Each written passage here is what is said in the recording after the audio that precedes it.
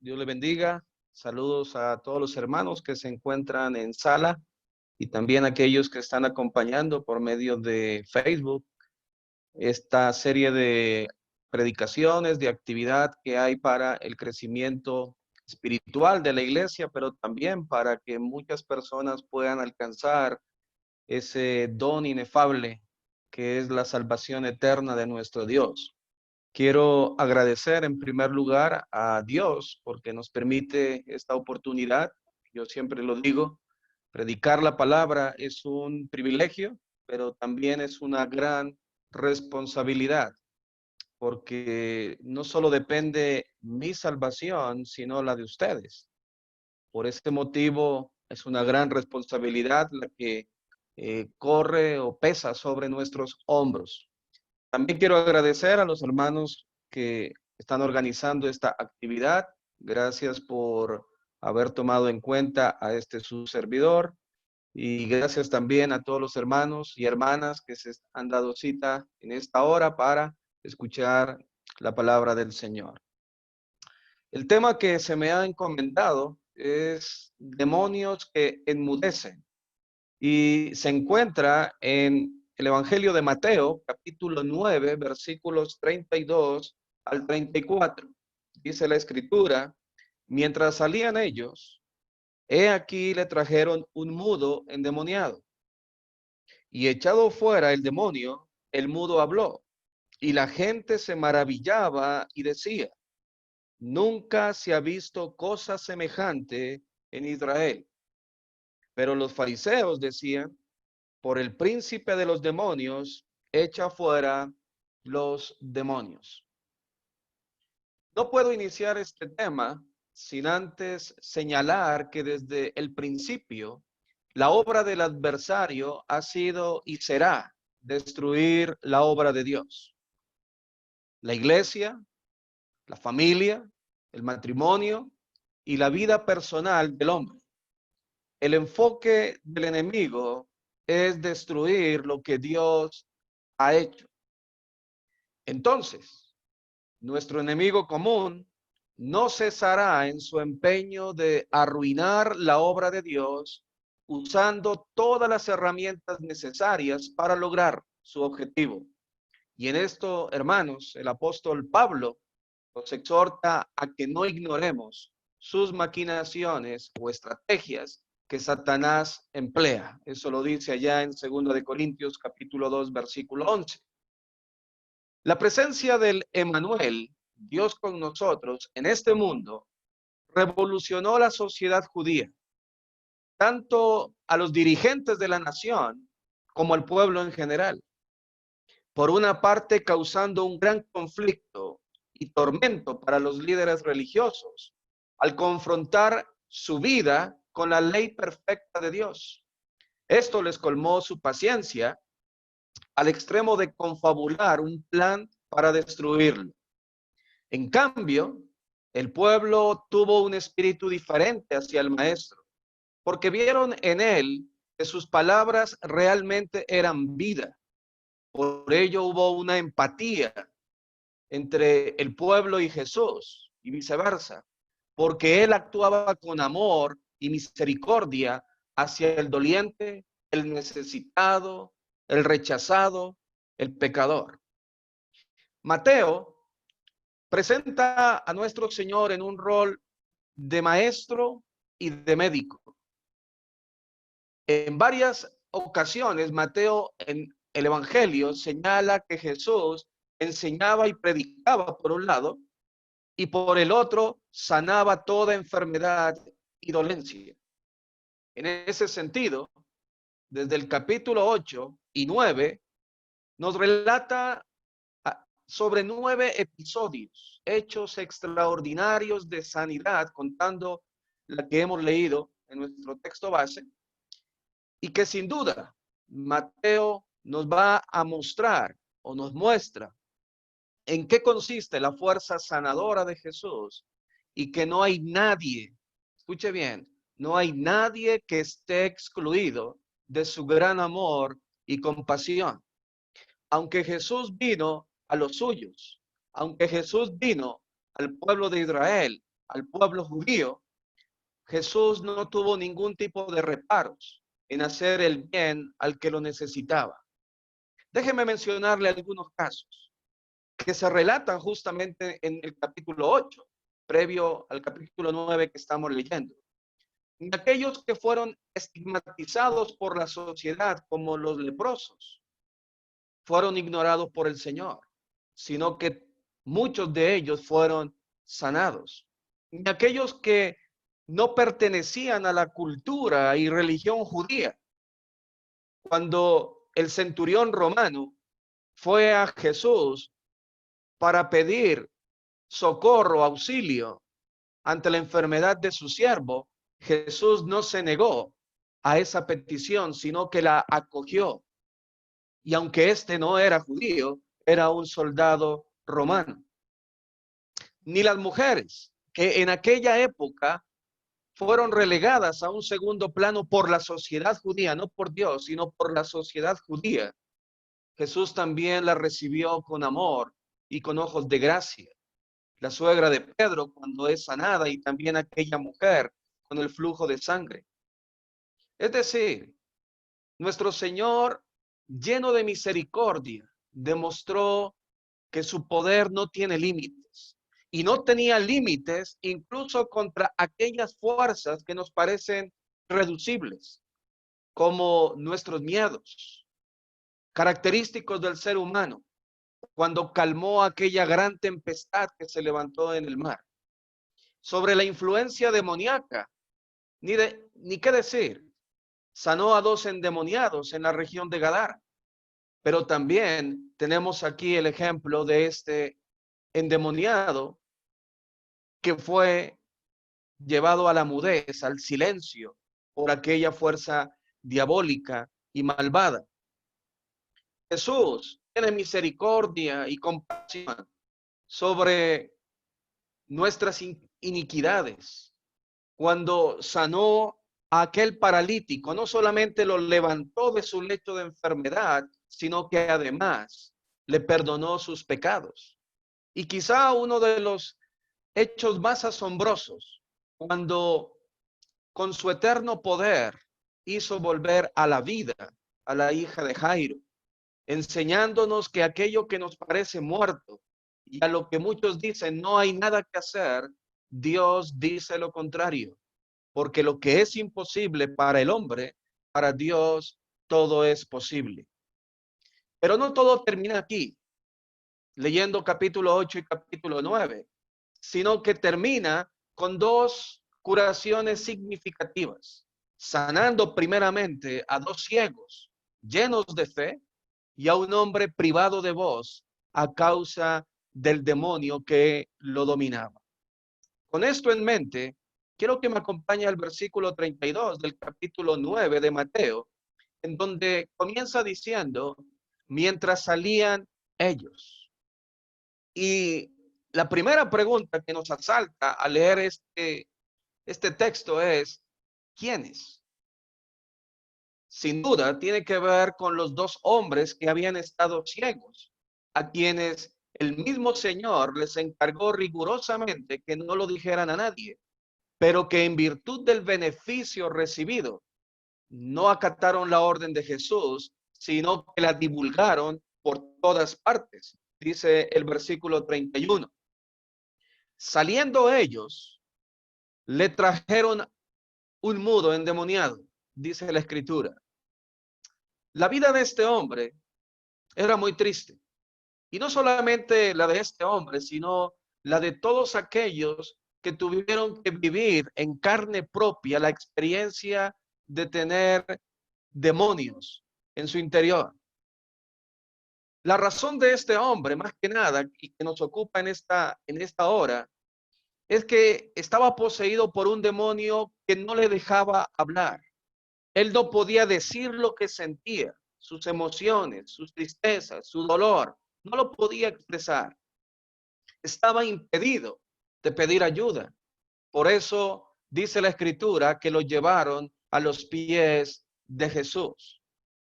Según la tradición judía, este hombre no podía ser objeto de ayuda.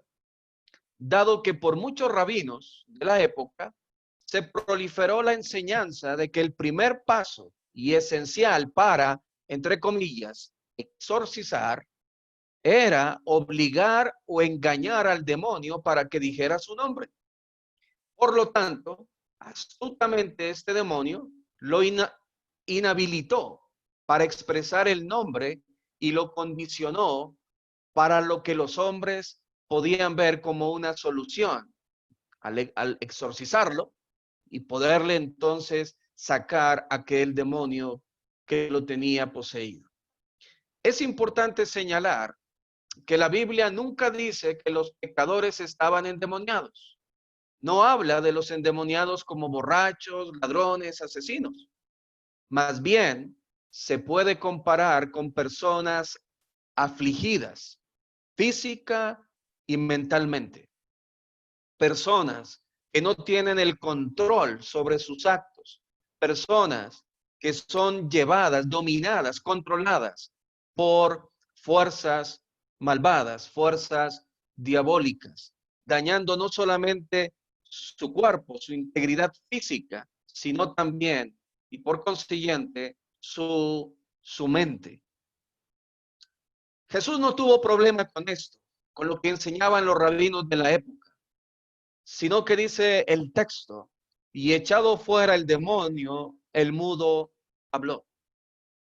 En este caso, y sin mediar muchas palabras, como quizás lo vemos en otros casos, Jesús expulsó al demonio. Y este, al salir del mudo, dice la escritura que le permitió hablar. El Señor no hace acepción de personas. Su amor es eterno. Él había sanado a muchos ese día. Si usted lee el capítulo 8 y el capítulo 9, vamos a ver una agenda completamente copada para el Señor.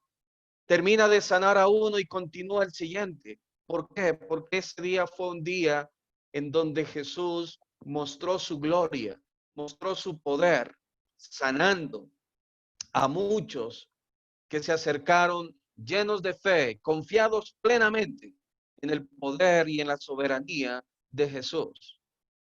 Por eso, en este caso puntual, Jesús tampoco tuvo reparos, sino que cada día él se movía o lo movía su compasión por el pueblo para sanar, para poder llenar todo vacío que cualquier persona pudiese tener, no solamente al sanarles físicamente, sino también al perdonarles sus pecados, al enseñarles los principios y los valores del reino. Por eso, hermanos, siempre Jesús estuvo rodeado de gente, porque no olvidemos que Él vino a este mundo a servir, como lo dice allá en Mateo capítulo 20, 28. Como el Hijo del Hombre no vino para ser servido, sino para servir y para dar su vida en rescate por muchos. Es un texto que lo sabemos de memoria. Es un texto que lo conocemos muy bien, pero que lo podemos entender mejor cuando vemos el accionar del maestro, cuando él está procediendo como médico al sanar, pero como maestro al enseñar. Y en ese sentido, Jesús sirvió de principio a fin en su ministerio. Y por supuesto, el mejor servicio que él pudo tener hacia nosotros fue el haber ocupado el lugar que a usted y a mí nos correspondía en aquella cruz. Es el mejor servicio. Por eso él puede decir con propiedad, el Hijo del Hombre no vino para ser servido, sino para servir y para dar su vida en rescate por muchos. Con la acción de haber sanado a este mudo, endemoniado o poseído, Jesús muestra dos cosas. Primero, la completa autoridad sobre las influencias del diablo. No es la primera vez que lo hace, ni va a ser la última. Los demonios consideraban un tormento el ser echados del cuerpo de cualquier hombre. Para ellos, un cuerpo humano era un arma que un demonio podía usar para atacar a Dios, destruyendo y odiando la imagen de Dios en el hombre. Recuerde que somos hechos a imagen y semejanza de Dios. Entonces, al entrar en cualquier cuerpo humano, ellos lograban el objetivo de destruir, de ir mermando, de ir odiando la imagen de Dios en el individuo. Esos espíritus fueron desarmados por la obra de Jesús en la cruz. Dice el apóstol Pablo allá en Colosenses capítulo 2, versículo 15, y habiendo despojado a los poderes y autoridades, hizo de ellos un espectáculo público, triunfando sobre ellos por medio de él. No obstante, en su ministerio, el Señor tuvo que lidiar una y otra vez con este mal, saliendo siempre victorioso, cual fuera la situación, como este caso. Pero también Jesús mostró la debilidad de las tradiciones humanas. ¿Por qué? Recuerde, el pensamiento de los dirigentes espirituales del pueblo era equivocado y vacío en relación a este tema. Su humana sabiduría les llevó muchas veces a conjeturar y tomar posiciones, en algunos casos ridículos, frente a la necesidad de la gente. Para ellos, lo más importante y radical era lo que habían establecido como mandamientos, aunque eran doctrinas de hombres. Jesús los denunció muchas veces, pero la más conocida en este respecto fue la que el mismo Mateo, más adelante en el capítulo 15, versículo 1 al 9, nos relata. Me gustaría que lo leyéramos. Mateo capítulo 15, 1 al 9, dice la escritura: entonces se acercaron a Jesús ciertos escribas y fariseos de Jerusalén diciendo: ¿por qué tus discípulos quebrantan la tradición de los ancianos? Porque no se lavan las manos cuando comen pan. Respondiendo él, les dijo: ¿por qué también vosotros quebrantáis el mandamiento de Dios por vuestra tradición? Porque Dios mandó diciendo: honra a tu padre y a tu madre. El que maldiga al padre o a la madre muere irremisiblemente. Pero vosotros decís: cualquiera que diga a su padre o a su madre, es mi ofrenda a Dios, todo aquello con que pudiera ayudarte, ya no ha de honrar a su padre o a su madre. Así habéis invalidado el mandamiento de Dios por vuestra tradición. Hipócritas, bien profetizó de vosotros Isaías cuando dijo: este pueblo de labios me honra, mas su corazón está lejos de mí, pues en vano me honran, enseñando como doctrinas mandamientos de hombres. ¿Por qué digo que Jesús, al sanar a este mudo, no solamente muestra su autoridad sobre las fuerzas diabólicas, sobre el mismo demonio, sino que también sobre las tradiciones humanas? Porque en ese tiempo, los líderes religiosos, fariseos, escribas, los principales ancianos y todos los demás tomaron la ley de Dios de una manera muy liviana. Le dieron ellos su propia interpretación, su propio entendimiento, pero adicionalmente crearon sus propias leyes, leyes que iban contra la voluntad de Dios. Note bien, cuando dice Jesús, Dios mandó diciendo, pero vosotros decís. A estos hombres no les importaba lo que Dios decía. A estos hombres lo que les importaba era que el pueblo entendiera sus leyes, sus mandamientos, sus doctrinas y las aplicara. Sin embargo, frente a este hecho, Jesús no tiene ningún problema. Sana a este hombre, no le dice ninguna palabra, no le pregunta por nombre, sino que lo sana. Y dice la escritura, el demonio salió de allí. La sanación de ese mudo endemoniado nos muestra un contraste también entre las reacciones y opiniones de la gente ante los milagros realizados por Jesús. Note bien lo que dice el versículo 33. Volvemos allí a Mateo capítulo 9, verso 33.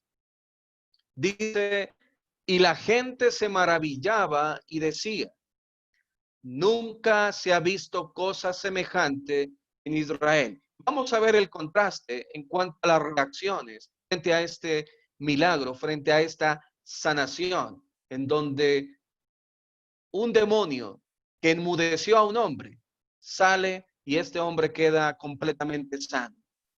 El pueblo atestiguó ese día los diferentes casos presentados ante Jesús y para ellos no existía la mínima duda de que Dios estaba detrás de este despliegue de poder basado en el perfecto amor y compasión del Señor. La expresión se maravillaba implica la idea no solo de quedar sorprendido, sino también saturado o sobrelleno de temor. Entonces, a medida que aumentaban los milagros de Jesús y la forma variada de ejecutarlos, el pueblo aumentaba también en asombro. Y tenemos que preguntarnos por qué. Sencillamente, la gente del común no había dañado su corazón hasta ese entonces con relación a la presencia de Jesús entre ellos. Por el contrario, y esto lo vemos a través de los evangelios, le seguían continuamente y constantemente grandes multitudes, hambrientas y sedientas de oír las enseñanzas del maestro, pero al mismo tiempo de ver cómo la gloria de Dios se manifestaba en el Señor a través de lo que él hacía. Podemos ver cómo los milagros no solo atraen alivio a la vida de aquellos que reciben sus beneficios, sino también son una confirmación de parte de Dios de que Él está detrás de todo. Pero en contraste con el asombro de esta gente que se maravillaba, se llenaba de gran temor e iban reconociendo día a día, este es un hombre diferente, este es un maestro distinto, este es un hombre que no solamente habla, sino que también hace, porque esa es la autoridad que tuvo Jesús. Él, su autoridad, lo daba el hecho de primeramente hacer y luego enseñar. Y enseñaba, dice la escritura, con autoridad y no como los escribas y fariseos. Pero el contraste está en versículo 34. ¿Cómo recibieron los fariseos el milagro? Dice la escritura, pero los fariseos decían, por el príncipe de los demonios, echa fuera los demonios. Qué interesante. En contraste con la multitud, se encuentran los fariseos. El término fariseo, yo sé que usted lo debe saber, proviene del hebreo perusim, que significa separado o separatista. Ellos se creían una estirpe especial, un linaje especial. Ellos eran los separados, como diríamos hoy en el Nuevo Testamento, los santificados. Ellos se creían así, pero no solamente lo pensaban para sí mismos, sino que ellos también tenían este mal proceder de separar a la gente, de distinguir quién es realmente el bueno y quién es el malo, desde su perspectiva. Por eso el término fariseo significa separado o separatista. Aparentaban rigor y austeridad, pero eludían los preceptos más básicos de la ley de Moisés. Los fariseos, lejos de maravillarse, sintieron envidia de Jesús. Ellos no podían negar los milagros, pero si los aceptaban como el resto de la gente, iban a estar aceptando el carácter mesiánico de Jesús. Y su objetivo era de principio a fin desacreditarlo, porque la presencia de Jesús causó conflicto, choque, fue nocivo para el poder y el dominio y el ejercicio del ministerio de los líderes religiosos. La crítica a los milagros por parte de estos hombres, de estos líderes, no comienza aquí en el versículo 33 ni 34, sino que ya en el capítulo 9, si usted observa versículo 3, dice la escritura, entonces algunos de los escribas decían dentro de sí, este blasfema, cuando Jesús perdonó los pecados del paralítico. Pero continúa en el versículo 11 del capítulo 9, al ver que un publicano, el mismo autor de este evangelio, toma la decisión de seguir al maestro. Y ellos dijeron, cuando vieron esto, los fariseos dijeron a los discípulos, ¿por qué come vuestro maestro con los publicanos y pecadores? Continúa en el versículo 14 cuando cuestionan a los discípulos de Jesús del por qué no ayunan. Dice, entonces vinieron a él los discípulos de Juan diciendo, ¿por qué nosotros y los fariseos ayunamos muchas veces y tus discípulos no lo hacen? Pero llega a su clímax en el versículo 34, cuando le atribuyen a Satanás la razón de estos milagros. Es triste saber que esta historia se repetirá una y otra vez. Los fariseos atribuyeron las obras, las señales de Jesús, no al poder divino, sino al poder de Satanás. Los fariseos acusaron muchas veces a Jesús de ser amigo de pecadores y publicanos, de sentarse a comer con ellos, de blasfemo por autonombrarse hijo de Dios, y no soportaban ver tanto poder en un nombre común para ellos que sanaba y liberaba.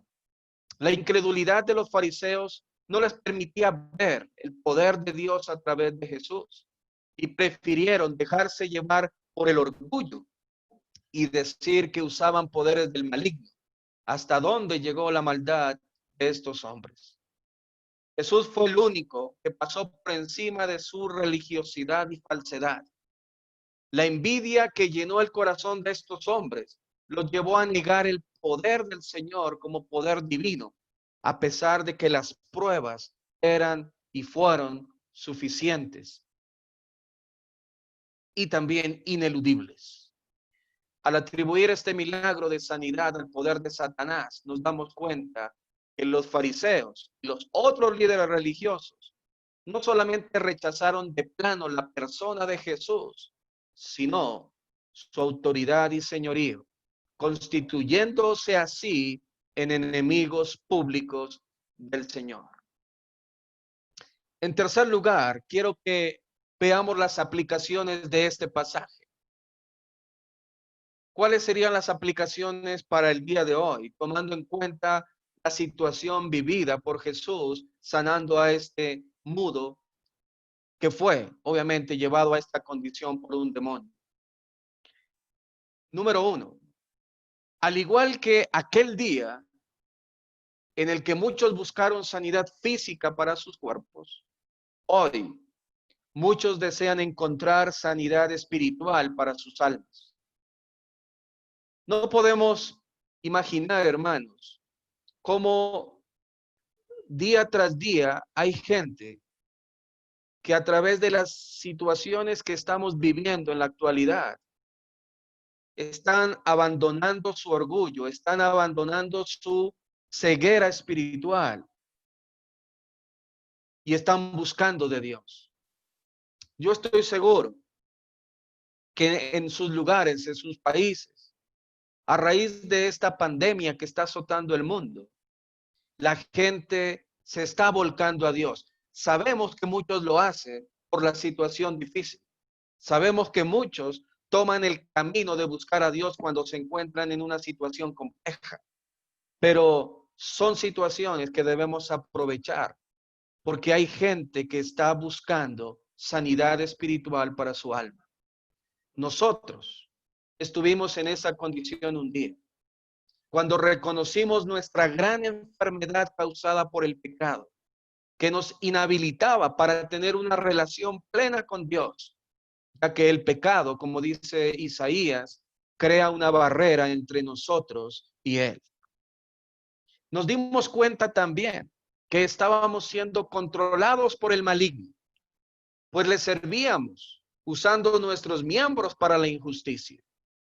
Estábamos muertos en delitos y pecados, siguiendo la corriente de este mundo, conforme al príncipe de la potestad del aire, Vivimos en otro tiempo en los deseos de nuestra carne, haciendo la voluntad de la carne y los pensamientos.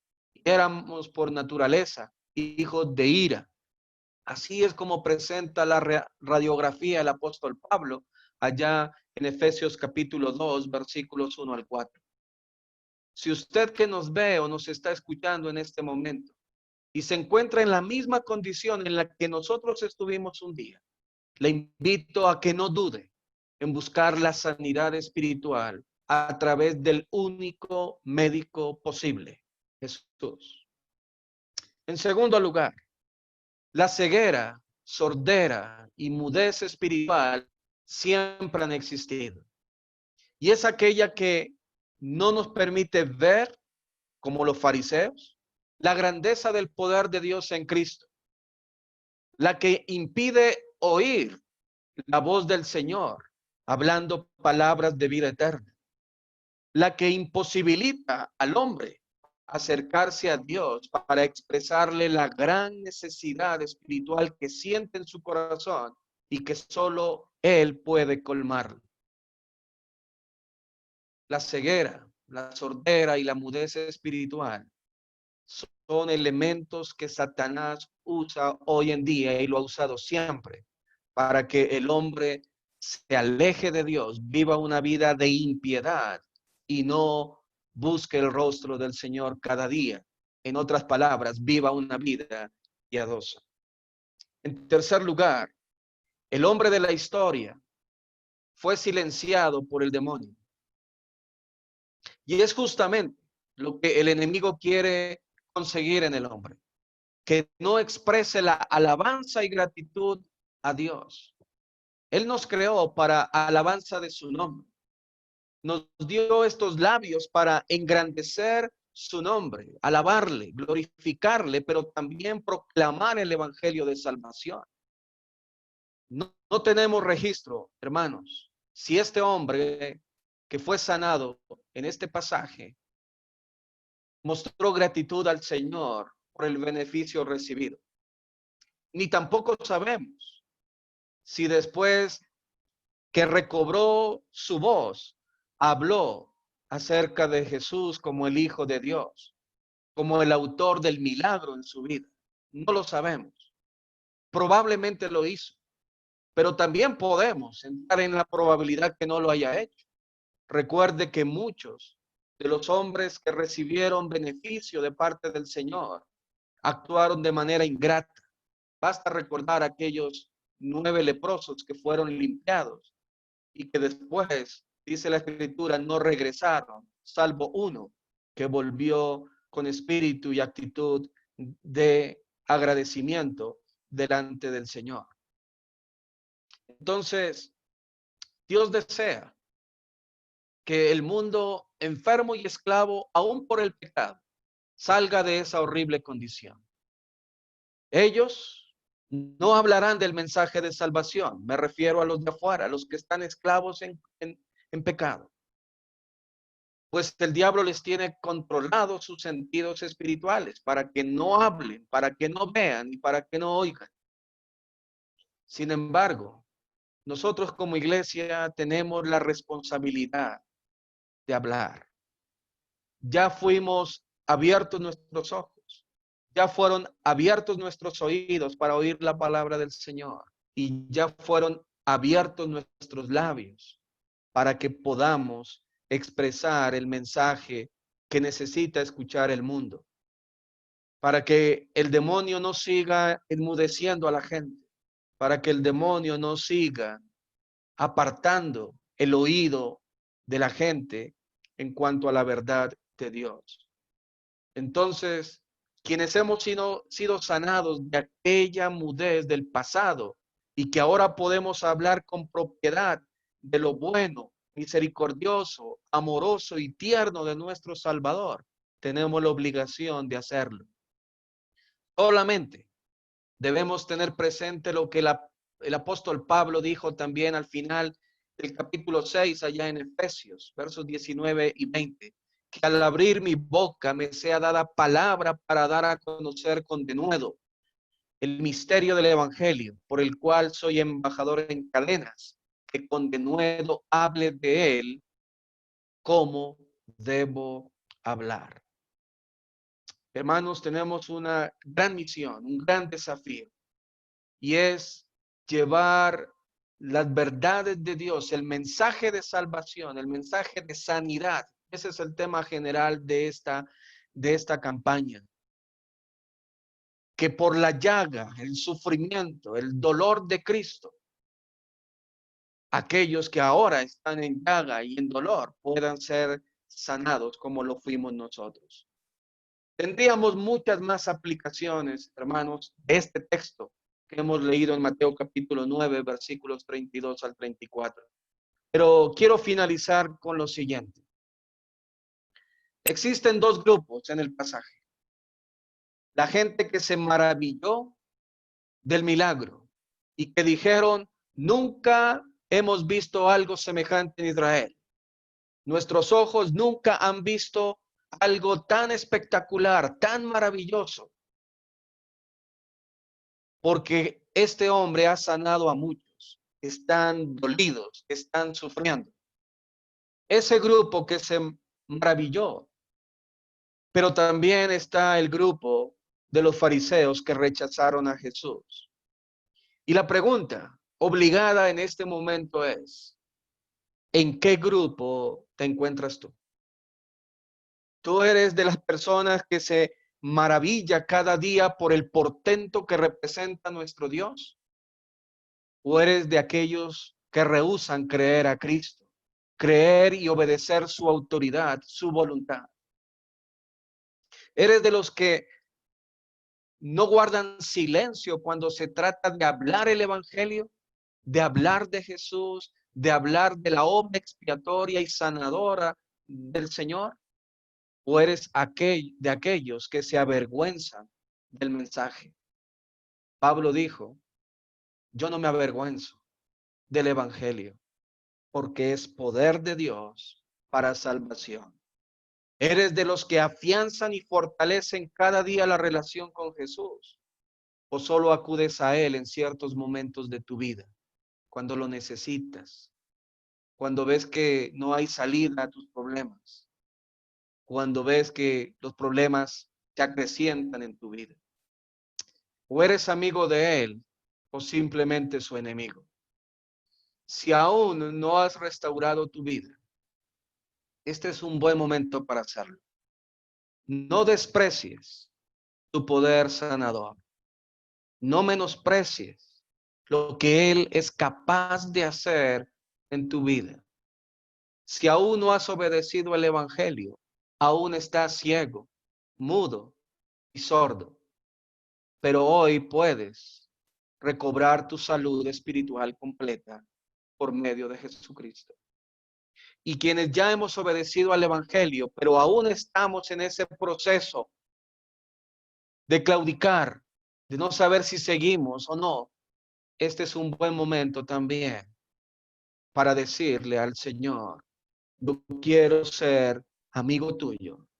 No quiero estar en el bando de los fariseos. No quiero seguir rechazando tu obra, tu poder. Quiero ser uno más de los que te siguen, te aman y te sirven hasta el fin. La respuesta la tiene usted allí en su hogar o donde nos esté escuchando. Pero hoy Jesús quiere decirnos que Él es todopoderoso, que puede abrir nuestra boca y puede limpiarnos de cualquier influencia perversa. Que Dios le bendiga y que Dios siga bendiciendo a su pueblo.